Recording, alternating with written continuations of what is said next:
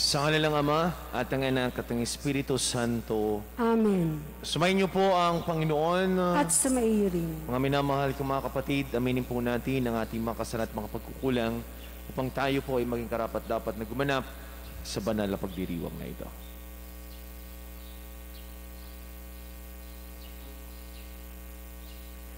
Inaamin ko Sa makapangyarihang Diyos at sa inyong mga kapatid, na lubha akong nagkasala sa isip, sa salita, sa gawa, at sa aking pagkukulang. Kaya sinasamo ko sa mahal na Birheng Maria, sa lahat ng mga anghel at mga banal, at sa inyong mga kapatid, na ako'y panalangin sa Panginoong ating Diyos. Kawaan po tayo ng makapangyarihan Diyos, patawarin po tayo sa ating makasalanan, patubayan po tayo sa buhay na walang hanggan. Amen.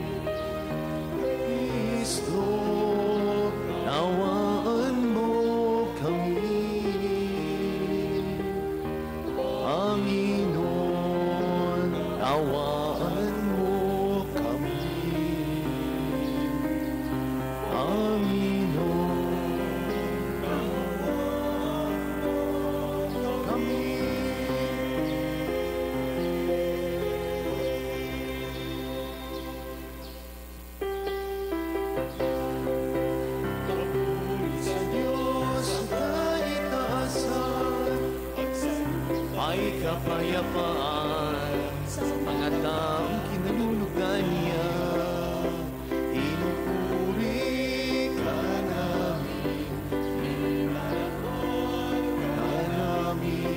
sinasamba ka namin,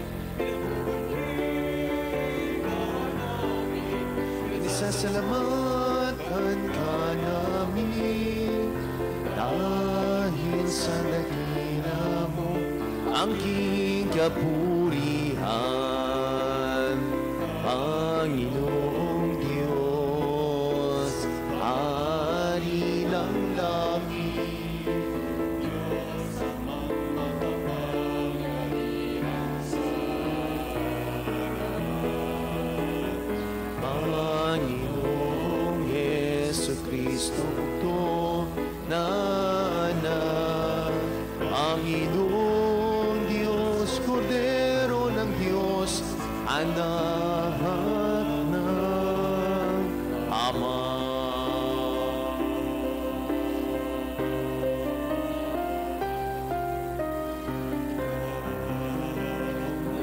Nagaling ng mga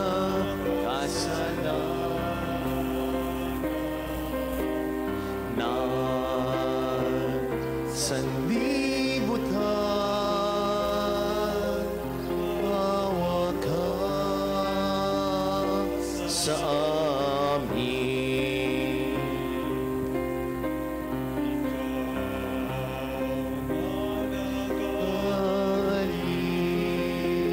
Alis ng mga kasalanan na sanlibutan, tanggapin mo ang aming kahilingan.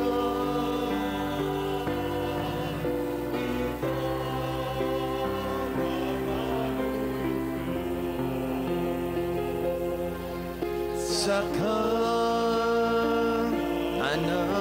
Ama, maawa ka sa amin,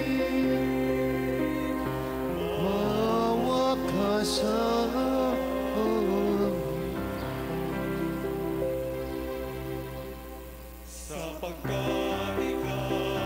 lamang ang banal, ikaw lamang ang Panginoon, ikaw lamang, Jesucristo, ang kataas-taasan, kasama ng Espiritu Santo, sa dakilang Diyos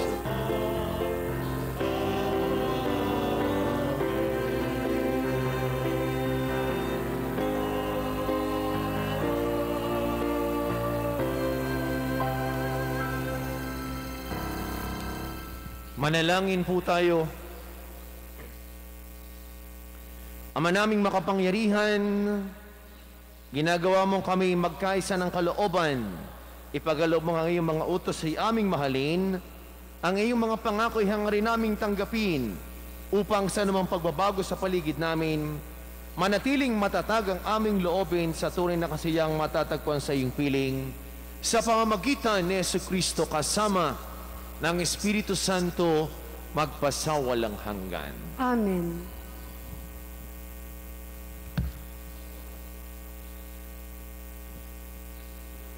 Pagbasa mula sa aklat ni Josue. Noong mga araw na iyon, tinipon ni Josue sa Sikem ang lahat ng lipi. Pagkatapos, tinawag niya ang matatanda, ang mga hukom, ang mga pinuno at mga tagapangasiwa sa Israel, at sila'y humarap sa Panginoon. Sinabi niya, kung ayaw ninyong maglingkod sa Panginoon, sabihin ninyo kung kanino kayo maglilingkod. Sa Diyos-Diyosang sinamba ng inyong mga ninuno sa Mesopotamia, o sa mga Diyos-Diyosa na mga Amoreyo, na sinasamba dito sa lupaing inyong tinatahanan. Ngunit ako at ang aking angkan ay sa Panginoon lamang maglilingkod. Sumagot ang bayan, wala kaming balak na talikuran ang Panginoon, ang maglingkod sa mga Diyos-Diyosan. Ang Panginoon na ating Diyos ang siyang humango sa atin sa pagkaalipin sa Ehipto. Nasaksihan din namin ang mga kababalaghang ginawa niya upang tayo'y maingatan saan man tayo mapadako at mailigtas sa mga kaaway na ating nadaanan. Kaya't kami rin ay sa Panginoon maglilingkod. Siya ang ating Diyos. Ang salita ng Diyos. Salamat sa Diyos.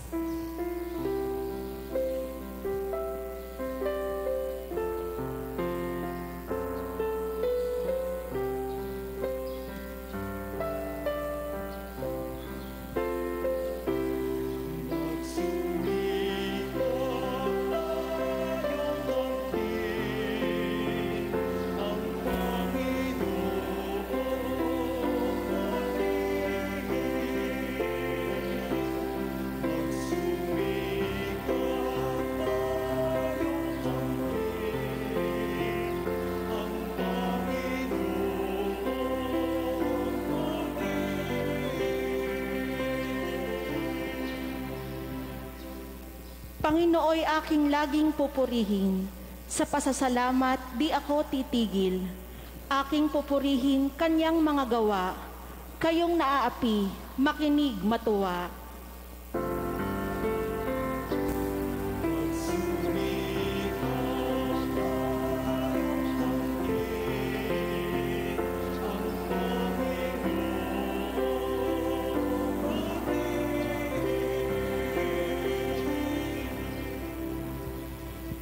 Kinukupkop ng Diyos ang mga matuwid, at ang taghoy nila'y kanyang dinirinig. Nililipol niya yaong masasama hanggang sa mapawi sa isip ng madla.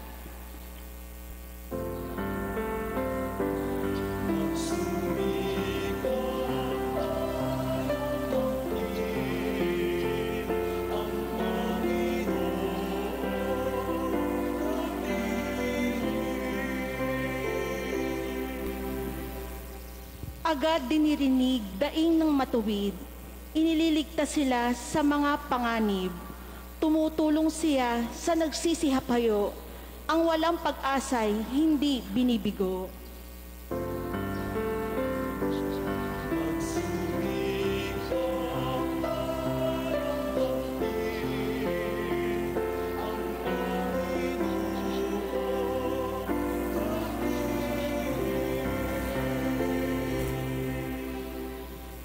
Ang taong matuwid, masuliranin man, sa tulong ng poon, agad maiibsan. Kukupkupin siya ng lubos-lubusan, kahit isang butoy, hindi magagalaw.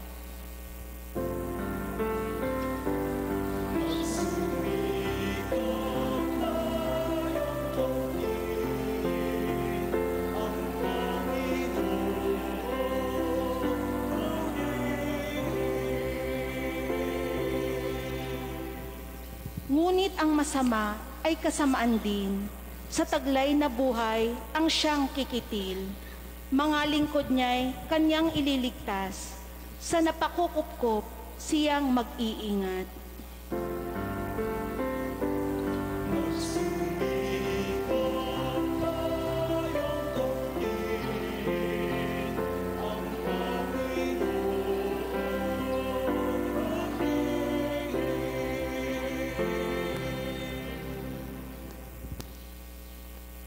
Pagbasa mula sa sulat ni Apostol San Pablo sa mga taga-Efeso. Mga kapatid, pasakop kayo sa isa't isa, tanda ng inyong paggalang kay Kristo. Mga babae, pasakop kayo sa inyong asawa, tulad ng pagpapasakop ninyo sa Panginoon. Sapagkat ang lalaki ang ulo ng kanyang asawa, tulad ni Kristo na siyang ulo ng simbahan, na kanyang katawan at siyang tagapagligtas nito. Kung paanong nasasakop ni Kristo ang simbahan, gayon din naman ang mga babae dapat pasakop ng lubusan sa kani-kanilang asawa. Pangalalaki, ibigin ninyo ang inyong asawa gaya ng pag-ibig ni Kristo sa simbahan. Inihandog niya ang kanyang buhay para rito, upang ang simbahan italaga ng Diyos matapos linisin sa pamamagitan ng tubig at ng salita. Ginawa niya ito upang maiharap sa kanyang sarili ang simbahan. Marilag, banal, walang batik at walang anumang dungis o kulubot. Dapat mahalin ng mga lalaki ang kani-kanilang asawa tulad ng sarili nilang katawan. Ang lalaking nagmamahal sa kanyang asawa ay nagmamahal sa kanyang sarili. Walang taong namumuhi sa sarili niyang katawan. Bagkus, ito ay pinakakain at inaalagaan gaya ng ginagawa ni Kristo sa simbahan. Tayo ay mga bahagi ng kanyang katawan. Dahil dito, iiwan ng lalaki ang kanyang ama't ina at magsasama sila ng kanyang asawa at sila'y magiging isa. Isang dakilang katotohanan ang inihahayag nito. Ang kaugnayan ni Kristo sa simbahan ang tinutukoy ko. Ang salita ng Diyos. Salamat sa Diyos.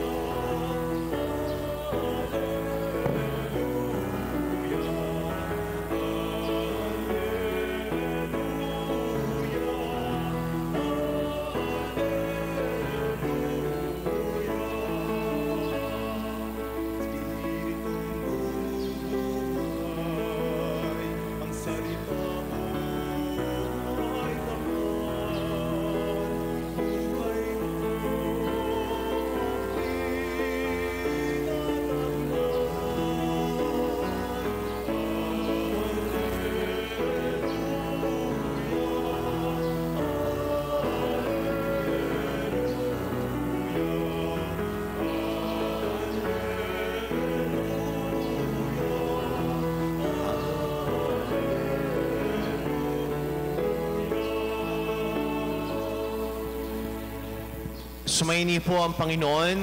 At sumaiyo rin. Ang mabuting balita ng Panginoon ayon kay San Juan. Papuri sa iyo, Panginoon.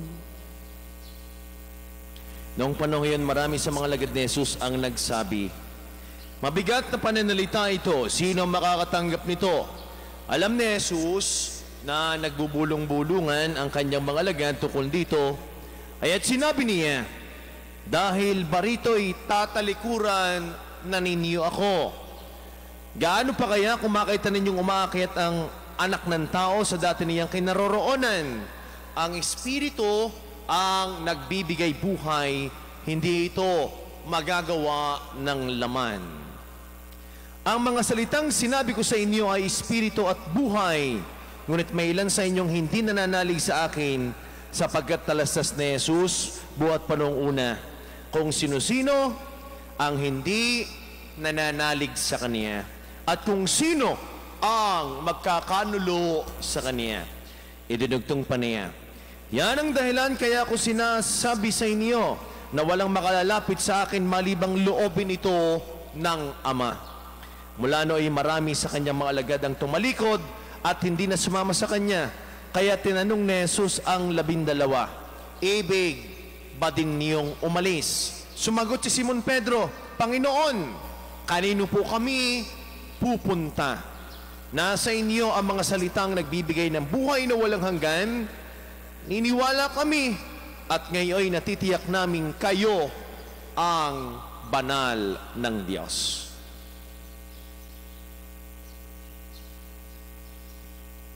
Ang minamahal kong mga kapatid, ang mabuting balita ng ating kaligtasan. Pinupuri ka namin, Panginoong Hesukristo. Mabiyaya at mapagpalang umaga po sa ating lahat, sa mga nanonood, sa kanilang mga tahanan, at kung saan man po kayo naroroon, patuloy po tayong ingatan ng ating Panginoon Diyos. Magandang umaga po sa ating lahat. Sa atin hong ikalawang pagbasa na narinig, may paalala ho sa ating lahat ang pagpapasakop. Pasakop tayong lahat sa ating Panginoon Diyos. May paalaala sa mga mag-asawa, sa babae at sa lalaki. Ano ang sabi? Kayong mga babae, pasakop kayo sa inyong mga asa-asawa gaya ng pagpapasakop natin sa ating Panginoong Hesukristo. Maaaring sabihin ng mga babae na, aba, ay makabago panahon na. Di naman pwede yung basta na lang papasakop sa lalaki. Hindi naman ang ibig sabihin nito ay paging submissiveness in the negative sense. Hindi ho. Sapagkat kaya nga ho sa sakramento ng kasal, may nilalagay ho di ang belo. At ang belo ay nasa ulo ng babae. At sa lalaki ay sa balikat naman. Pero minsan no ako'y nagkasal, ay nabaligtad. Ay sa lalaki ho, isinaklob ang belo. Ay alam niyo ho ba ang ibig kahulugan din ho ng belo na ito? Bukod do sa pagpapasakop, ito ho'y nangangahulugan na ang mag-asawa ay titira sa isang tahanan. Kaya humihiwalay ang mga mag-asawa at tulad din narinig natin sa ilawang pagbasa, iiwan nila ang kanilang mga magulang. Titira sila sa isang tahanan. Kaya kung kayo ay mga asawa at ang inyong asawa ay lagi na hong ginagabi ng uwi, di lamang ginagabi, kung minsan yung inaabot ng umaga, hay, wag ko kayo mag-atubiling hanapin ang belo na ginamit nung kay kinasal, malayo pa lamang sa lubungin na ninyo at isaklob ninyo ang belo sa kanya.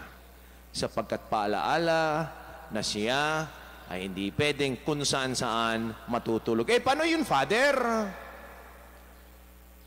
Ay, wala na yung belo. Hindi ko na makita. May solusyon.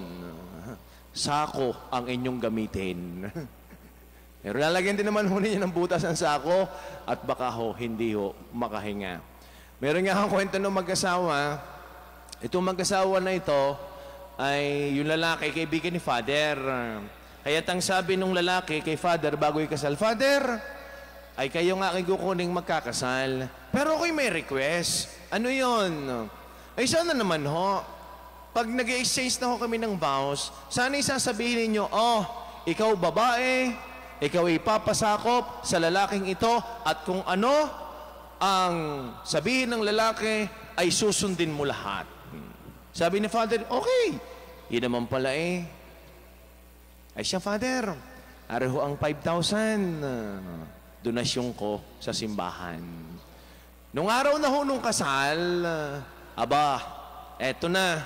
Ang sabi ni Father, oh, ikaw lalaki, mula ngayong araw na ito, ikaw ay pasasakop at lahat ng sabihin ng asawang babae ay susundin mo lahat. Ay di yun yung lalaki na tulala. Ang iniisip niya, yung kanyang asawang babae, ang susunod sa kanya ay nabaligtad. Kaya pagkatapos ng misa, nilapitan ng lalaki si Father. Father, ganda naman ho ng usapan natin. Ang usapan natin ay yung aking asawang babae ang pasasakop sa akin. At lahat ng ipag-utos ko'y susundin niya. Bakit nabaligtad? Tanda ka rin niyo, Father. Ako'y naggabot pa ng donasyon sa inyo, 5,000 pesos. Sabi ni Father, ha? 5,000 pesos? Ang ibinigay mo sa akin, ay nako, pasensya ka na. 10,000 ang ibinigay sa akin ng iyong mapapangasawa, basta lamang ikaw ay pasakop sa kanya panghabang buhay. Yan alam niyo mga kapatid, marahil pwedeng sabihin natin, lalo tigit sa mga mag-asawa na, ay, hindi ako pwedeng maging under sa iyo. Hindi ho yun ang usapan. Ang pagpapasakop ay nangangahulugan sa turo ng ating Panginoong Hesukristo. Kaya't sa mga lalaki, may paalala din para sa inyo. Ano ang sabi sa inyo? Ibigin ninyo ang inyong mga asawa. Hindi sinabi dong ibigin ninyo ang kani-kaninong asawa. Hindi ho yun ang sinabi. Ang sabi, inyong asawa. Kaya, ang sabi pa doon sa ikalawang pagbasa, yung kung hindi mo minamahal ang iyong asawa, ay baka hindi rin mo rin minamahal ang iyong sarili. Sapagat ang pagmamahal ay nagsisimula sa sarili. Kaya kung wala kang respeto sa iyong asawa, baka wala ka ring respeto sa iyong sarili. Kaya kung laging mainitin ang ulo mo sa iyong asawa, baka sa iyong sarili, ikaw ay naiinis din. Yan. Pantay lamang. May role ang mga babae, may role ho ang mga kalalakihan. Sa madalit sabi, may asawa ka man o wala, iisa ho ang ating tungkulin. Iisa ho ang ating duty, obligation. Hindi lamang ho tayo puro rights bilang mga Kristiyano. Tayo ho ay may duty. Tayo ho ay may obligasyon at yan ho'y pasakop tayo sa ating Panginoon Diyos. Sa atin hong ebanghelyo, narinig ho natin ang matapang na tanong ng ating Panginoong Yesus sa kanyang mga apostoles. Ano ho ang tanong niya? Matapang in a sense na sinabi niya, iiwan din ba ninyo ako? Paano kung sumagot ang mga apostoles na ito? Opo, iiwan din namin ikaw. Hindi ba't masakit ito? Hindi ba't matapang na tanong ito? Pero ano ang sagot ng mga alagad? Ano ang sagot ng mga apostoles na Jesus? Panginoon, kanino pa po kami susunod? Kanino pa po kami pupunta? Nasa iyo ang salita na nagbibigay buhay. Sapagkat hindi lamang ho ang mga Hudyo, kung hindi ang ibang mga alagad ni Jesus, ang nagsialisan ng iwan kay Jesus. Bakit? Hindi nila matanggap ang turo ni Jesus na ang kanyang laman nakakainin magbibigay ng buhay. Ang kanyang dugo na iinom sa kanya ay magkakaroon din ng buhay na walang hanggan. Mga kapatid, sa Eucharistia, sa misa, hindi naman ho ang question dito ay si Jesus ba'y nandyan? Hindi ho, sapagkat siya ay tunay na. Pero anong ang pagkukulang? Nasa atin ho, sa ating pagtanggap sa Diyos. Kaya tanong din ng ating Panginoong Yesus sa bawat isa sa atin, iiwan din ba natin siya? Sa totoo lamang ho, napakahirap ho at napakasakit ng isang taong maiwanan. Kaya nga't ho yung isang taong namatayan ay ganoon na lamang kanyang pagdadalamhati sapagkat siya ho'y iniwan. Ganoon din sa mag-boyfriend at mag-girlfriend sa mahabang panahon na sila'y mag-boyfriend at mag-girlfriend, pag naghiwalay, masakit. Ayaw nilang iwan ang isa't isa. Ganyan din no, marahil ang damdamin ng ating Panginoong Yesus. Kung siya'y patuloy nating inineglect, kung patuloy din natin siyang iiwanan, sana ho, pare-pareho ang sagot natin. Katulad ng isinagot ni San Pedro, Panginoon, ikaw at nasa iyo ang buhay na walang hanggan. Wala na ho kaming ibang patutunguhan. Wala na ho kaming ibang pupuntahan kung hindi ikaw. Sapagkat tinitimbang pa ho nila kung kanino sila sasama. Kung alin ang matibay-tibay, kung alin ang makapagbigay, kung alin at kung sino ang matatag. Pero sa atin, alam mo natin kung sino matatag. Alam mo natin kung kanino tayo sasama. At alam mo natin kung sino ang ating pupuntahan. At yan ay ang ating Panginoon Diyos. Kaya ako kayo naririto sa loob ng simbahan. Bago pa man ho kayo pumunta sa inyong mga commitment sa iba, yan man ho sa panghandaan, yan man ho sa inyong meeting, pero tama ang inyong ginawa, ang ating ginagawa, sapagkat sa banal na misa, sa Eucharistia, ay siguradong hindi tayo iiwan at sasamahan tayo ng ating Panginoon Diyos. Sumasampalataya ako sa Diyos Ama makapangyarihan sa lahat, na may gawa ng langit at lupa. Sumasampalataya ako kay Hesukristo, iisang anak ng Diyos, Panginoon nating lahat. Nagkatawang tao, siya lalang ng Espiritu Santo, pinanganak ni Santa Mariang Birhen, pinagpakasakit ni Poncio Pilato, ipinako sa krus, namatay, inilibing, nanaog sa kinaroroonan ng mga yumao, nang may ikatlong araw na buhay na maguli, umakyat sa langit, naluluklok sa kanan ng Diyos ang makapangyarihan sa lahat. Doon magmumulang paririto at huhukom sa nangabubuhay at nangamatay na tao. Sumasampalataya naman ako sa Diyos Espiritu Santo, sa banal na simbahang katolika, sa kasamahan ng mga banal, sa kapatawaran ng mga kasalanan, sa pagkabuhay na muli ng namatay na tao, at sa buhay na walang hanggan. Amen. Si Jesus ay isang pinunong mahigpit at hinahamon ng misteryo ng Eucharistia ang ating nakasanayang pagtanggap sa mga nauunawaan lamang natin, nakababatid sa ating kahinaan. Manalangin po tayo. Panginoon naming tapat, maging tapat nawa kami sa iyo. Panginoon naming tapat, maging tapat nawa kami sa iyo.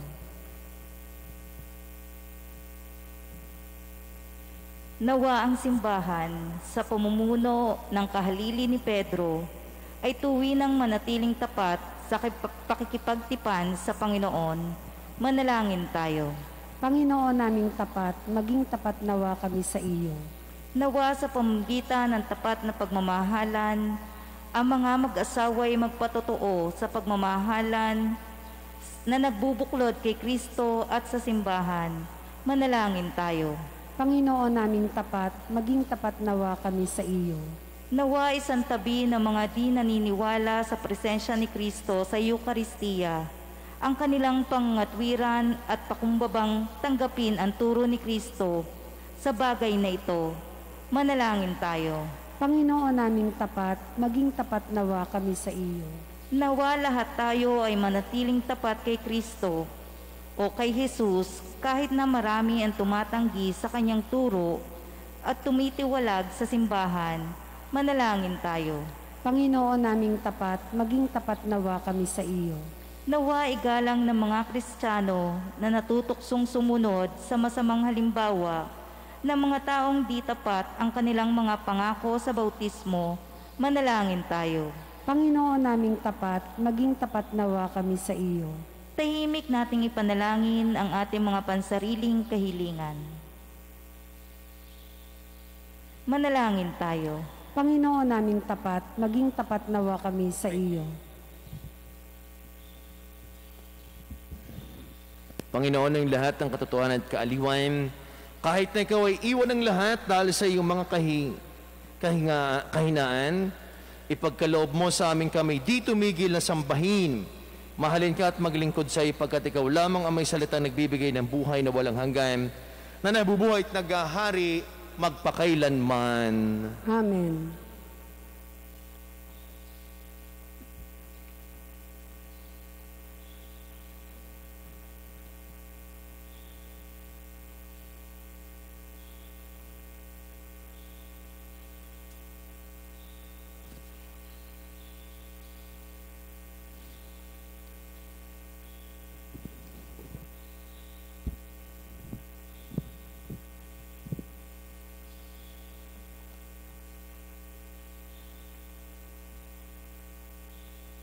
Kapuri-puri ka Diyos sa malumikis sa libutan, sa iyong kagandahan loob narito ang aming mayalay, mula sa lupa't mo ng pagawang tinapay nito para maging pagkaing nagbibigay buhay. Kapuri-puri ang poong may kapal, ngayon at kailanman.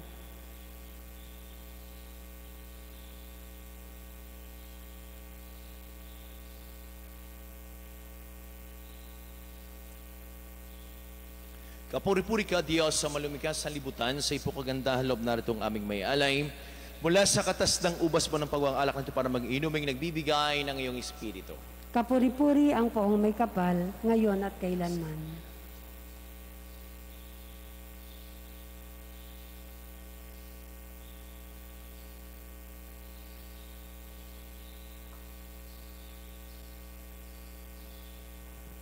Manalangin po kayo mga kapatid upang ating paghahain ng kalugdan ng Diyos amang makapangyarihan. Tanggapin nawa ng Panginoon itong paghahain sa iyong mga kamay, sa kapurihan niya at karangalan, sa ating kapakinabangan at sa buong sambayanan niyang banal. Ama naming lumikha, pinagkamit mo kami ng iyong pagkupko pakundangan sa isang pampamalagang paghahandog, kaya't sa iyong sambayan ay iyong ipagkaloob ang pagkakaisa at kapayaang nagbubuklod, bunga ng aming mga alay na iyong kinalulugod sa pamagitan ng Jesucristo kasama ng Espiritu Santo magpasawalang hanggan. Amen. Sumainiyo po ang Panginoon. At sumairin. Itaas po sa Diyos ang inyong mga puso at diwa. Itinaas na namin sa Panginoon. Pasalamatan po natin ang ating Panginoon Diyos. Marapat na siya ay pasalamatan. Ama naming makapangyarihan, tunay nga marapat na ikaw ay aming pasalamatan sa pamagitan ni Jesucristo na aming Panginoon. Siya ay naging kapwa naming maasahan upang may mangunang umako sa pananagutan. Dahil langad mo magbagong kinamis ng pagkakanya-kanya ng sangkatauhan. Bunga ng pagtitisi ay nanaig at ang kamatay ng kanyang nalupig. Kaya't siya ang aming daan para aming masapit ang iyong tapat at maasahang pag-ibig. Kaya, kaysa ng mga anghel na nagsisiawit ng papurisyan na walang umpay sa kalangitan, kami po'y nagbubunyi sa iyong kadakilaan.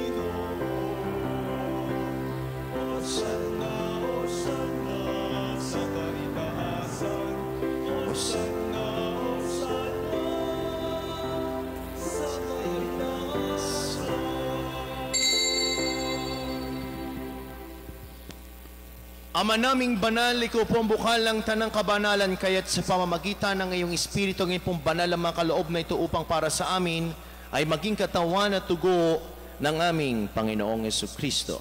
Bago niya, pinagtiis ang kusang loob na maging handog, hinawakan niyang tinapay, pinasalamatan kaniya, naghati-hati niya, iniabot sa kanyang mga alagad at sinabi, Tanggapin ninyong lahat ito at kanin ito ang aking katawan na ihahandog para sa inyo.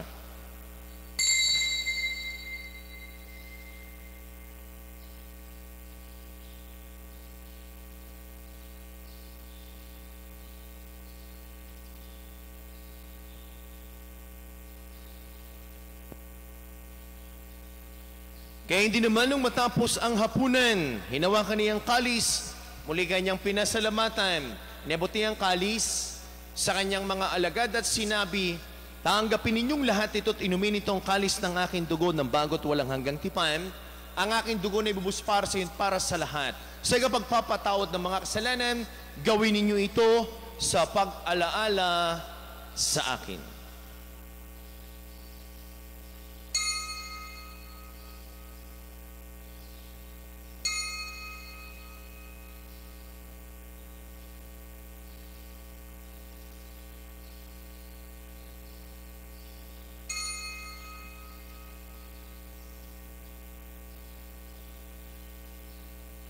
Ang misteryo ng pananampalataya. Si Kristo ay unitahin, sa sarili ay nitahin, bilang pagkaitinumin, pinagsasaluhan natin, hanggang sa siya'y dumating, hanggang sa siya'y dumating. Ama, ginagawa po namin ngayon ang pag-alaala sa pagkamatay at muling pagkabuhay ng iyong anak. Kaya tinialay po namin sa iyong tinapay na nagbibigay buhay at ang kalis na nagkakaloob ng kaligtasan.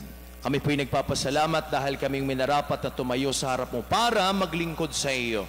Sinasamo po namin kami magkakasalo-salo sa katawan at tugon ni Kristo, mabuklod sa pagkakaisa sa pamamagitan ng Espiritu Santo. Ama, lingapin po yung simbahang laganap sa buong daigdig.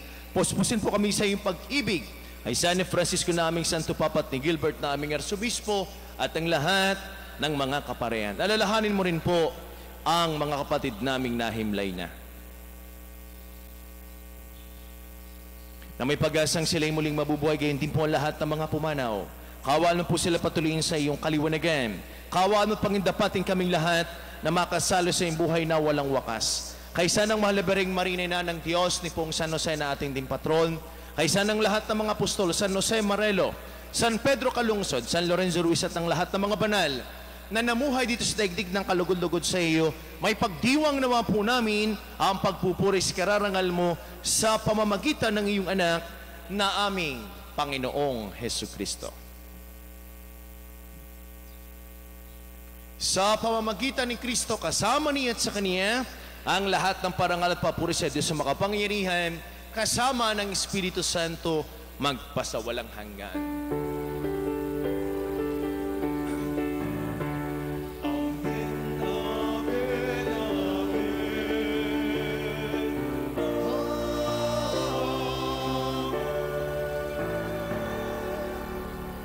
Sama-sama po nating awitin ang panalangin tinuro sa atin ng ating Panginoong Jesucristo, ang Ama namin. Ama namin, sumasalangit ka, sambahin ang ngalan mo, mapasa amin ang kaharian mo, sundin ang loob mo dito sa lupa para nang sa langit. Bigyan mo kami ngayon ng aming kakanin sa araw-araw at patawarin mo kami sa aming mga sala, para ng pagpapatawad namin sa nagkakasala sa amin at huwag mo kaming ipahintulot sa tukso at iadya mo kami sa lahat ng masama. Iniling po namin kami ay adya sa lahat ng masama, pagkalooban po ng kapayapaan araw-araw, iligtas sa kasalanan at ilayo sa lahat ng kapahamakan. Samantalang aming pinananabikan ang dakilang araw ng pagpapahayag ng tagapagligtas naming si Jesucristo.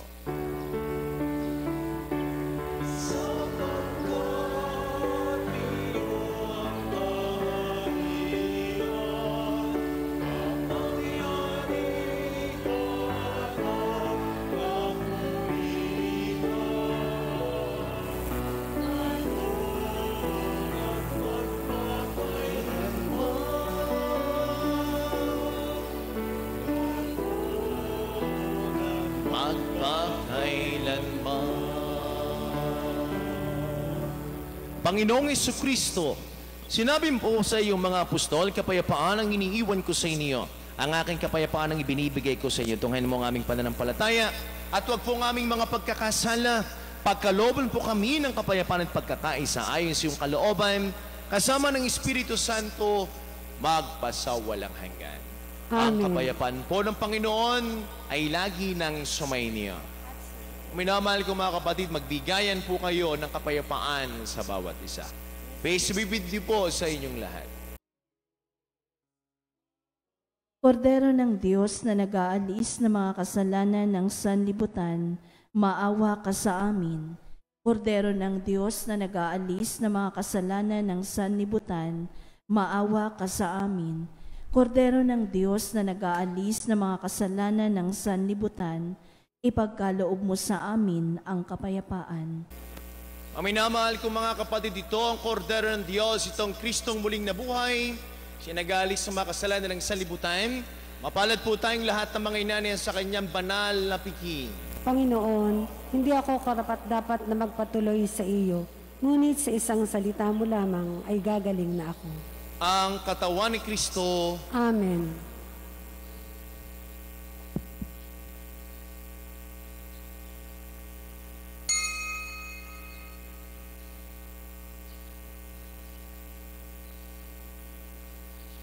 Panginoong Jesus, ako ay nananalig na ikaw ay nasa kabanal-banalang sakramento sa altar. Iniibig kita ng higit sa lahat at minimithi kong tanggapin ka sa paraang espiritual dahil hindi ko kayang tanggapin sa panahon ngayon ang iyong katawan at dugo sa banal na sakramento. Kahit man lang sana ay matanggap kita sa paraang espiritual sa aking puso. Niyayakap kita na para bang andito ka na talaga sa aking puso. At iniaalay ko ng buong puso ang aking sarili sa iyo. Huwag mong pahintulutang mawalay ako sa iyo. Amen.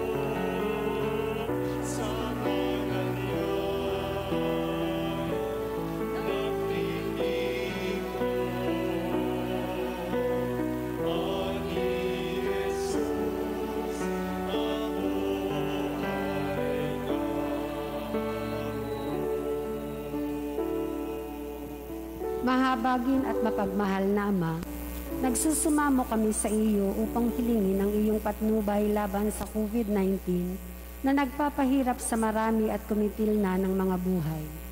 Tunghayan mo kami ng may pagmamahal at ipag-adya kami ng inyong mapaghilom na kamay mula sa takot sa kamatayan at karamdaman.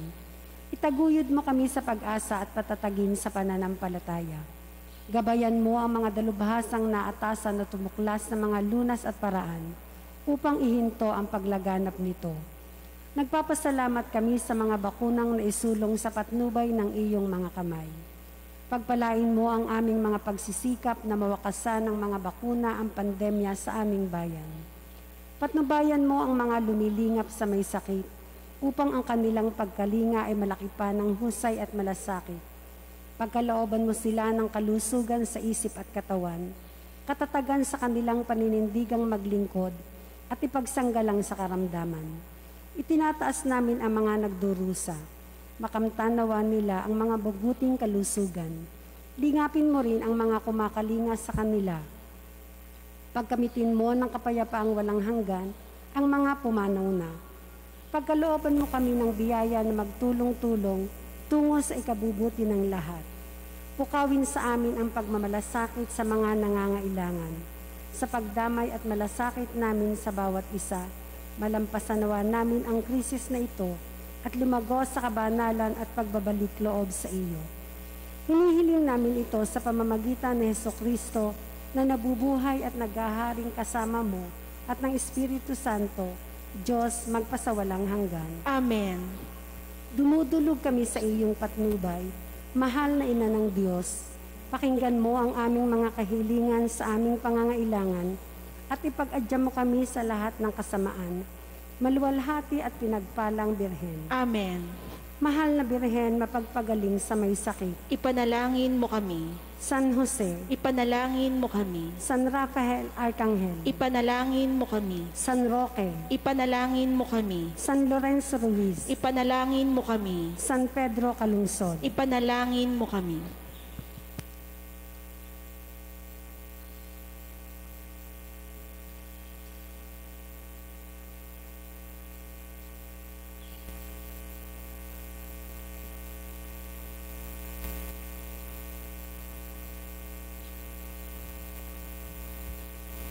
Manalangin po tayo.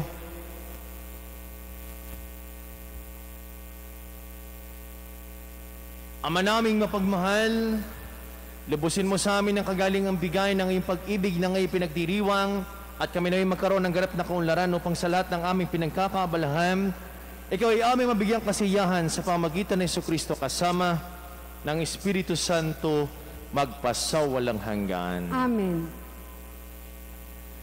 Sumaini po ang Panginoon. At sumaiyo rin. Makikiyuko po ng inyong mga ulo para po sa paggagawad ng pagbabasbas. Ilayo nawa kayo sa lahat na makapipinsala at pagpalain nawa kayo ng bawat mabuti at ganap na kaloob ng Diyos ngayon at magpasawalang hanggan. Amen. Pamalagi nawa niyang nananahan ng kanyang salita sa inyong kaloob at puspusin nawa niya kayo ng kaligayahang walang hanggan. Amen. Patnubayan nawa kayo ng Diyos sa pagtaak sa kanyang landas upang lagi ninyong mabatid kung ano ang tama at marapat samantalang kayo ay naglalakbay patungo sa kalangitan na kanyang pamana magpasawalang hanggan. Amen. At pagpalain po kayong lahat, kasama na po inyong buong pamilya at mga mahal sa buhay ng ating mapagmahal na Diyos. Sa ngalan ng Ama at ng Anak at ng Espiritu Santo. Amen. Ang misa po'y naialay na umayo po kay taglay ng pag-ibig ng ating Panginoon Diyos. Salamat sa Diyos. Magandang umaga po sa ating lahat.